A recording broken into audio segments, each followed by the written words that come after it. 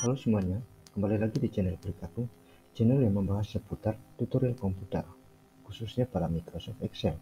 Pada video kali ini, kita coba belajar bagaimana cara membuat progress bar pada Microsoft Excel. Di sini saya sudah menyiapkan datanya. Di sini saya mengasumsikan bahwa proses penginputan kinerja ASN Kabupaten Manggarai Timur ada Dinas Kesehatan, Dinas Pendidikan, Dinas Dukcapil, dan Badan Kepegawaian. Di sini tabelnya ada tabel wajib input atau tabel jumlah pegawai, ada kolom yang sudah input, dan persentase penginputan. Progress barnya kita akan pasang pada persentase penginputan. Persentase penginputannya di sini kita menggunakan rumus jumlah yang sudah input dibagi jumlah wajib input dikali 100.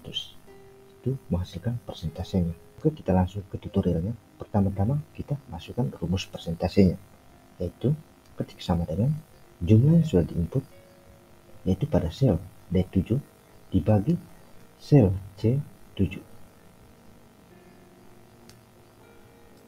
dikali 100.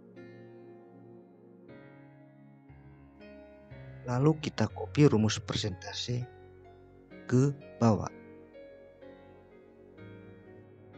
Lalu coba kita masukkan angkanya. Misalnya Dinas Kesehatan.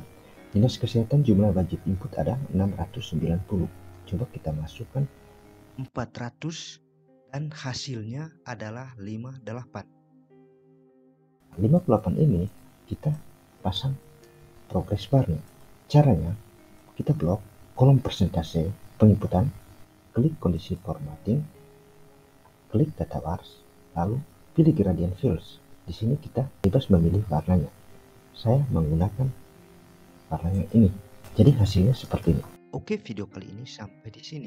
Bagi teman-teman yang baru menemukan channel ini, jangan lupa dukung channel ini dengan cara like, komen, subscribe, serta nyalakan loncengnya agar tidak ketinggalan video-video baru dari kami.